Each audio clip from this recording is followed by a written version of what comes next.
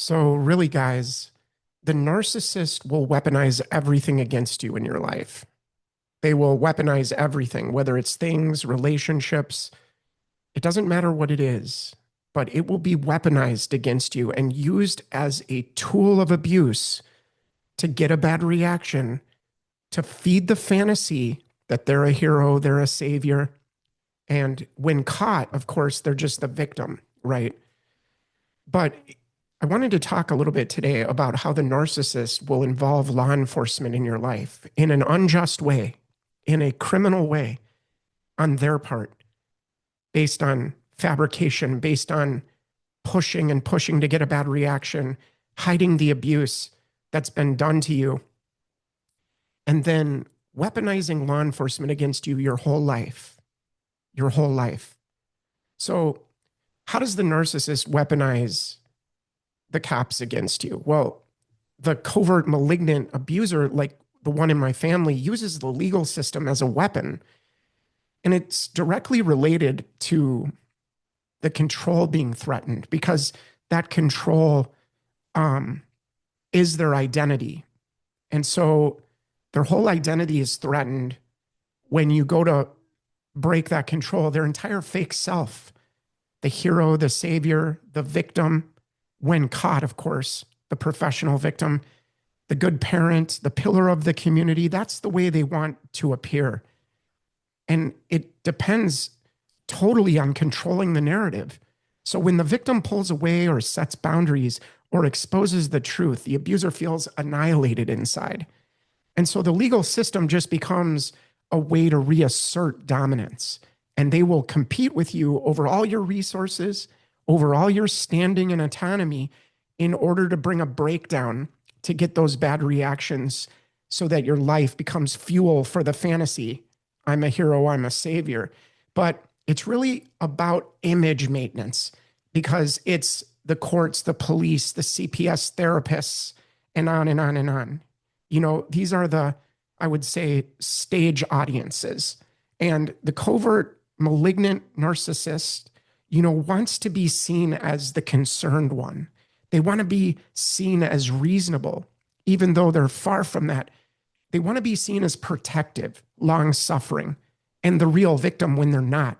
They just roll reverse after they get the bad reactions. So weaponizing authority really lets them polish that image while smearing the target, while slandering the target. And it's really for, I would say, revenge. And because of a loss of supply, a loss of control. So when the victim, in other words, stops feeding their ego, stops giving them admiration, stops giving them the fear or the compliance, the narcissist, covert and malignant sadist will often shift into punishment mode. And many of us know this our whole lives.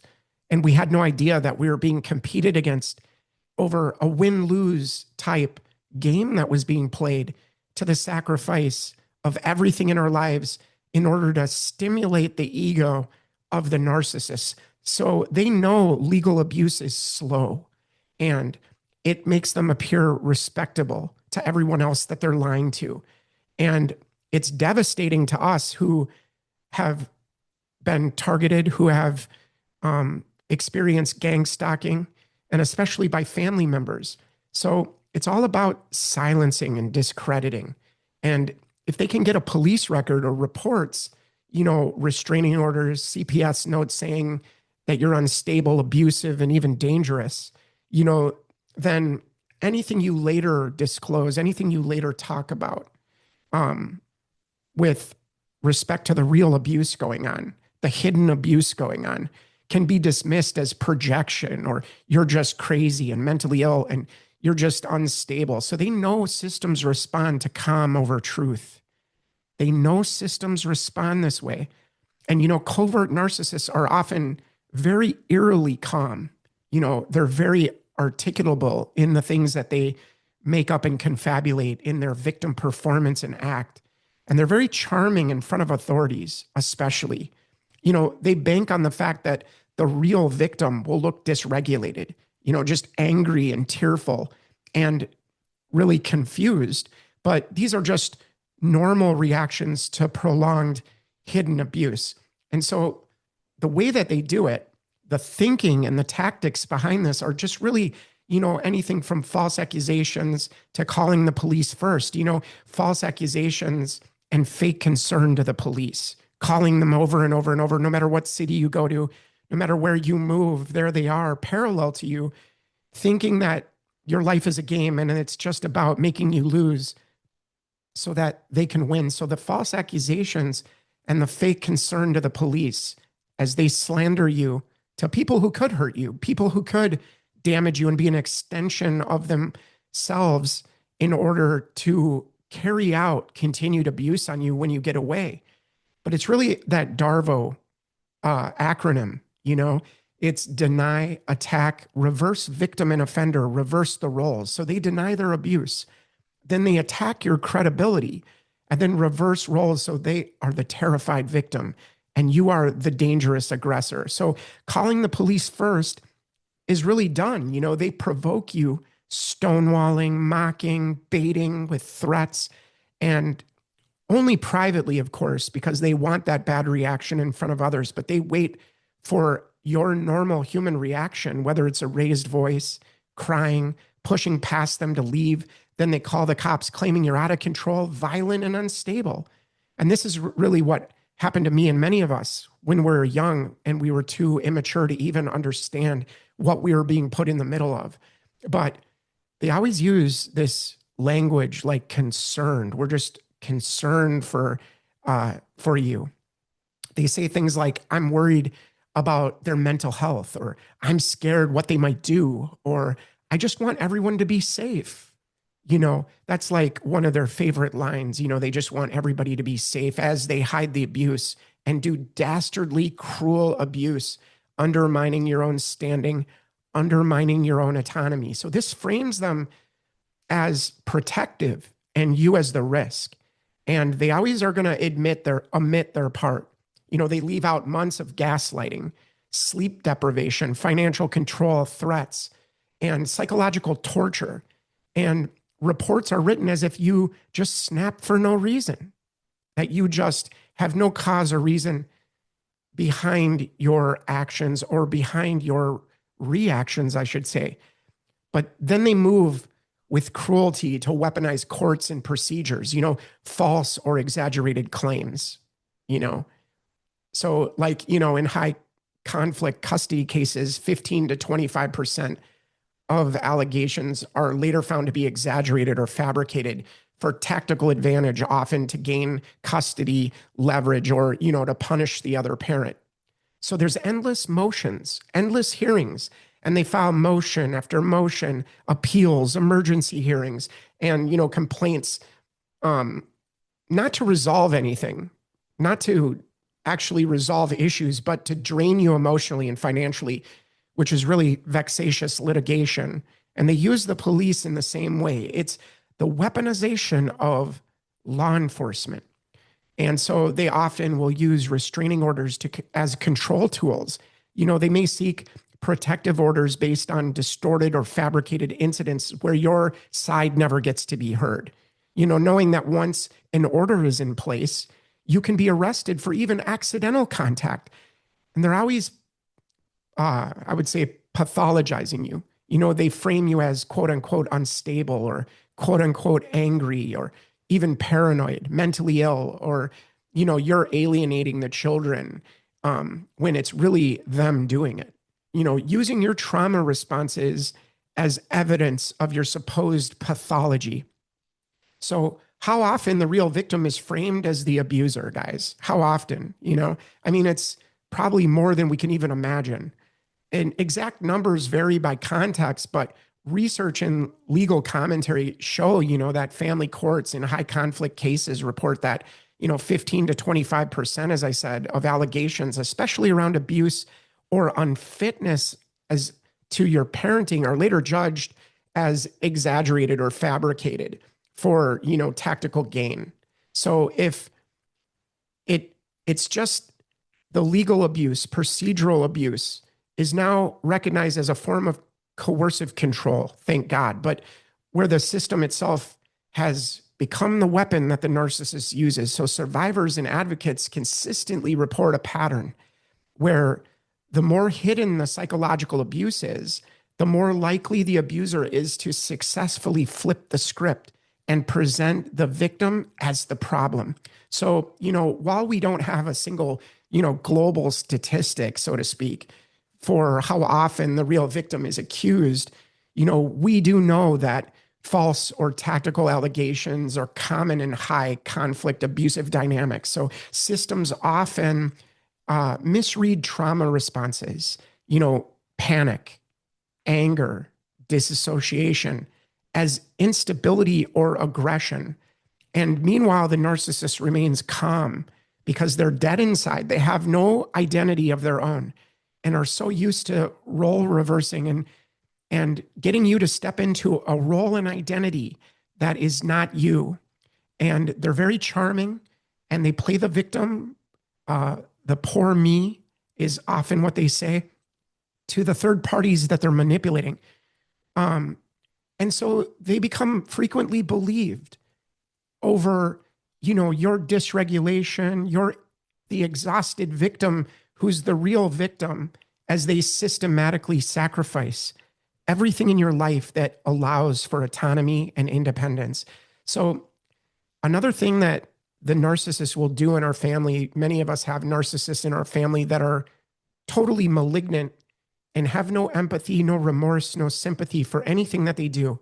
They will even brag to your face behind closed doors how nobody's ever going to believe you. And, they hijack your nervous system and then begin to feed like a vulture off your bad reactions. And so they hijack the nervous system of the real victim for months and then feed off those bad reactions. So it's all done by chronic hidden abuse. And they use gaslighting, sleep deprivation, threats, silent treatments, ghosting, vanishing after they get a breakdown, and then try to financially control you in the smear campaigns and the subtle sabotage that's going on in this competition game all the time. Your body basically lives in flight or fight for over 25 years. It's freeze or fawn, flight or fight. So there's much provocation that the narcissist does, then it's reaction, and then it moves to documentation. They push you to the edge again and again and again with no boundaries.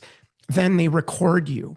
Then they screenshot messages or call witnesses or call police at the peak of your distress with no care or concern for the damage that they're doing to us mentally and emotionally. So they're using our normal trauma responses as the proof, as the evidence. Your raised voice, crying, shaking, or desperate texts it's presented as harassment, emotional abuse, instability, dangerous behavior. And the internal goal really is to regain control, fully dominating you and restore their hero savior image and ensure that if you ever tell anyone the truth, there's already a paper trail saying you are the real problem, you see. And so why they hide behind law enforcement and authority, really, there are a lot of reasons. And authority gives them this borrowed legitimacy. And if a cop or a judge or a CPS worker acts on their story, it quote unquote proves that they were right. And they can say, the court agreed with me. The police saw how crazy you were. And it testifies to the terror that they cause in silencing the real victim. And once you've been arrested and investigated or threatened with losing your kids, you learn very quickly that speaking up can be dangerous. It can be very dangerous for you as the real victim. So it's clean abuse. It's well dressed up and very orderly and cleanly abuse. They don't have to hit you. The system does the hitting for them through orders, reports, and procedures. And, there's so many scenarios, especially with a narcissistic parent and their child. But really very specific, different tactics of abuse. But the narcissist parent and really the crazy child. That's what they will label you as. But the child starts to push back as a teen, you know, naming the abuse, for example, refusing to comply to unreasonableness, or trying to leave when you're put in the middle. You know, the parent has spent years cultivating an image, and whether it's church leader, community helper, or devoted single parent, you know, the parent calls the police or the mental health services claiming the child is out of control and violent, on drugs, or mentally ill. So the child's trauma response to the abuse that's hidden becomes rage, self-harm for years, running away, or panic. And this is often used as proof. So the result is the child may be hospitalized. The child will be policed for the rest of their life, or labeled, while the parent is praised for, you know, being the one that is seeking so much help. So there's lifelong damage, guys. The child internalizes this, if it happens to you when you're young, with, you know, the idea and thought that no one will believe me. And their file stays, you know, their file basically stays on them and says, you're the problem, you know. And as an adult, any attempt to speak out about the abuse is undermined by that old record, of course. And, you know, covert narcissist parents love to operate in custody court. It's an opportunity for them to grandstand. You know, one parent is the covert narcissist and the other is the scapegoat. You know, years of hidden abuse leave the scapegoat anxious and hypervigilant and even emotionally raw. But in court, you know, I would say the narcissistic parent always is going to appear calm, reasonable, and concerned about the children's exposure to the other parent's instability. They make exaggerated or false claims of alienation, neglect, or emotional abuse, and they scapegoat the other parent, and who is, you know, triggered and terrified of losing their children, or losing their home, or losing their freedom. And it makes the real victim appear dysregulated, very calculated, very manipulative and deceitful control, guys. So there's lifelong damage that can be caused by the narcissist who uses the police and weaponizes the police against a child. You know, children really may be placed primarily with an abusive parent, for example. The safe parent is marginalized, you know, supervised and discredited, of course. And the child grows up inside the abuser's narrative only. You know, your other parent is crazy, abusive, and dangerous and violent. They love to sensationalize and never let your side, or never let you be a part of establishing the truth of the matter. So as adults, these children often struggle with identity, you know, trust, and a deep sense that their reality was never allowed to exist. An adult child calls out the narcissistic parent all the time, but these scenarios unfold just as I've said. And as an adult, the child confronts the parent or goes low to no contact. And then the parent preemptively smears by poisoning the well, you know, to the rest of the family members, to the community at large, even strangers who walk by the house. You know, they will tell their slander, tell their story. You know, my son, he's so unstable. He's so ungrateful. He's so mentally ill. So if the adult child ever has a public meltdown, it's understandable after years of abuse. You know, the parent, if, you know, of course, like I said before, the parent uses it as proof of their own deceitful narrative. And if legal systems get involved, you know, whether it's inheritance disputes, guardianship, false reports, you know, the parent leans on their long crafted image to win the credibility of everyone that they have been lying to.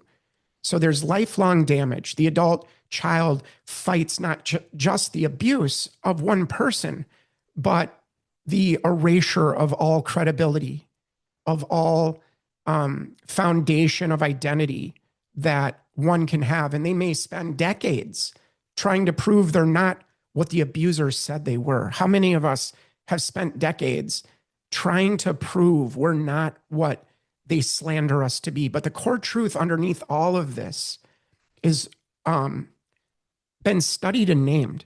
Narcissistic abuse, that kind of abuse, it escalates into legal abuse, always. There's procedural abuse, there's DARVO and image management as the central tactics, and systems being manipulated because they respond to calm performance, a calm act over trauma and truth. So you're not crazy for seeing the pattern, guys. You're not overreacting for naming how devious it is. The loss of control, like I said, equals the loss of image. And this is an existential threat for this kind of personality. So they will use any authority they can really capture as a weapon. And narcissistic abuse is a form of emotional and psychological manipulation that often goes unnoticed, even by its own victims. It is insidious, pervasive, and in many cases escalates into more covert forms of control and harm. Like in my case, where the narcissist was parallel to me my whole life, and I didn't know that they were in a competition game to silence me, to win, all for their identity. And one of the most disturbing manifestations of narcissistic abuse is, when narcissists weaponize the legal systems, particularly the police and the courts, to further their manipulation. And control over their victims. So it's really about understanding the narcissistic abuse, and really to comprehend how narcissists use police and courts as tools of abuse.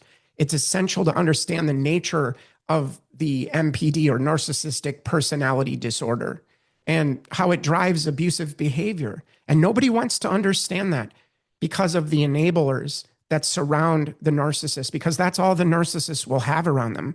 Narcissistic abuse is characterized by manipulation, gaslighting, emotional exploitation, and an intense need for control that's beyond anything you can imagine. Narcissists will really often see relationships as power dynamics, in which they must maintain superiority over others at any cost, at any price. And particularly, like a child-parent relationship, or over their children, over intimate partners. It can be found in anything.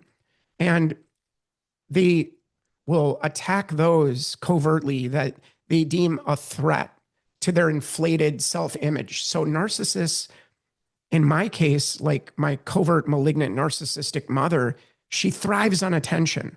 She thrives with total, complete collapse control game to get that attention on her only. And it's the admiration that she craves for her deep, deep wound of insecurity. And it's all about the control, like I said. And when these are threatened, such as during a breakup or divorce, or any situation where the victim tries to regain autonomy, the narcissist's behavior can escalate dramatically. And we've seen this. They probably, many of us have gone through where, they resort to various forms of manipulation, including, like I've said before, gaslighting, making the victim doubt their own reality, projection, or blaming the victim for the narcissist's, for the narcissist's actions, really, triangulation, involving others to create conflict or confusion, and emotional manipulation, exploiting the victim's emotion to maintain control. So as the narcissist's control is challenged, they may seek new ways to maintain their grip. And this is where the police and the courts come into play. So weaponizing the police and the legal system is often done. And narcissists are skilled at manipulating not only individuals, but also whole systems, as we have come to learn. They recognize the power and authority of the legal system, and they are adept at twisting it to serve their own purposes. So this tactic is very common in high conflict divorces, custody battles, or any situation where the narcissist feels threatened by the prospect of losing control over the victim. They want to silence you. And this is why false accusations are used to the police. And they're really actually disrespecting law enforcement by using them as pawns. That speaks to the grandiosity that they have, that they'll never get caught. And one of the most common ways narcissists weaponize the police is by false accusation. So whether it's an occasion in you getting away from a family member who's been collapsing and controlling your independence and autonomy, whether it's domestic violence, child abuse, or harassment, the goal is to paint themselves as the victim and, the actual victim as the perpetrator. How many of us have gone through this our whole lives? Narcissists often use the police to intimidate and further isolate their target, leaving the real victim feeling powerless and frightened. And a narcissist's charm is right there at the surface. These manipulative skills often enable them to convince authorities that they are the ones that are really in danger.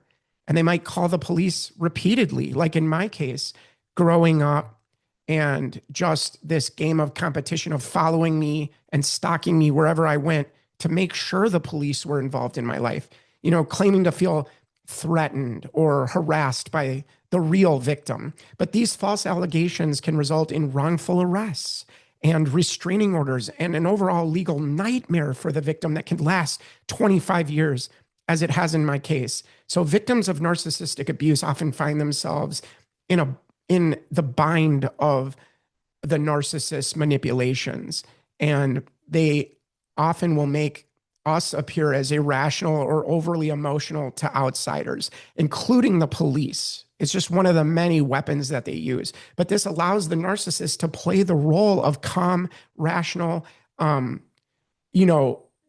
really, they craft this image meticulously to sway law enforcement in their favor. And of course, when manipulating the courts, beyond, just police involvement, narcissists are notorious for exploiting the court system, family courts in particular. And they're very ripe for abuse by narcissists, especially in cases involving divorce or child custody. So narcissists view the courtroom as another stage to demonstrate their power, to demonstrate their superiority, and while further victimizing the target. So the real target never gets justice. They never have their voice heard, but it's suppressed again and again in a collapse control game. And in custody disputes, narcissists make the baseless claims, of abuse or neglect to discredit the other parent. So their goal is not necessarily to win custody out of their love for the children, but to maintain control, which is a very sick thing, over both the children and the ex-partner. So narcissists may even use the children as pawns, which is very common, manipulating them to speak against the other parent, or just plain old refusal of visitation as they're telling your children, you don't want to see them, you don't love them. It's all the role reversal to reinforce their control. So the court system, with its procedural delays and bureaucratic complexities, can be an ideal playground for the narcissist. They may drag out court proceedings unnecessarily, file endless motions, and demand psychological evaluations to wear down the victim emotionally and financially. So, this is often referred to, like I said before, vexatious litigation, where the narcissist basically uses the legal system to harass their victim relentlessly. And, so why do narcissists use the legal system? It's basically because the police and courts and these institutions represent authority and power. And by manipulating these systems, narcissists can reinforce their control and intimidate the real victim in the matter and maintain their sense of superiority at any cost, at any price. And for them, the legal system becomes just another tool to assert total dominance and humiliate their target again and again and again. And additionally, the narcissist often sees themselves as above reproach, above the law. They have this idea that they have this above the law status, and they believe they're smarter and more entitled than everyone else, and which makes them confident in their ability to manipulate judges, lawyers, and even law enforcement officers. So the slow and bureaucratic nature of legal proceedings also works in their advantage. They exploit this slowness to wear down their victims over time, financially, emotionally, and psychologically. And then the victim often gives up, their legal fight, not because they've lost, but because they're too exhausted to continue. So the impact is really on the real victims after this role reversal dance. And game is played of 2 steps forward, 2 steps back, merry-go-round dance of frustration to get the emotional explosion. So the emotional and psychological toll on victims of narcissistic abuse is so profound, guys. And the weaponization of the legal system only deepens that trauma as they keep things ongoing and open-ended forever to drive that trauma deeper for bigger bad reactions. And victims may feel isolated, betrayed, and abandoned by the very systems that are supposed to protect them. They may lose faith in the justice system altogether, especially when they see their abusers' lies and manipulations succeed in court. So the financial burden can be so immense.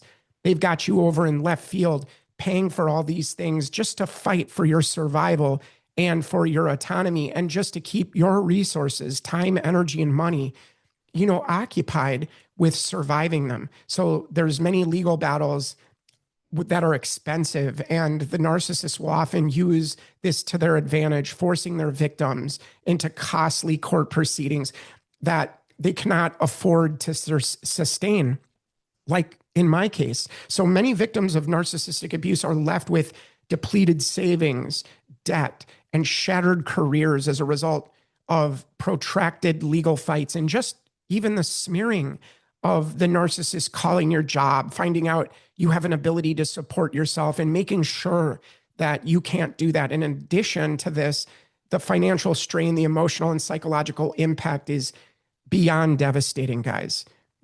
Constantly being dragged into court, constantly being false accused or denied access to one's children leaves the victim really feeling hopeless. And the manipulation of the legal system really becomes another form of psychological torture, and one that continues long after you get away, long after the relationship has ended. So narcissistic abuse, like I'm finding in my family, is a profoundly damaging form of deceit and manipulation, made even more dangerous when the abuser weaponizes the police and the courts. So the narcissist's ability to charm, lie, and manipulate can be such an understanding. And having these tools to understand their tactics of abuse and control, and really taking proactive steps to protect yourself. But with the right support, there are good strategies. But it is possible, I'm saying, to break free from the grip of narcissistic abuse. And you have to cut them off. You have to totally cut them off. And when you do, you'll find that there they are, parallel to you, competing to win and trying to get a breakdown, trying to get a sacrifice to stimulate their ego.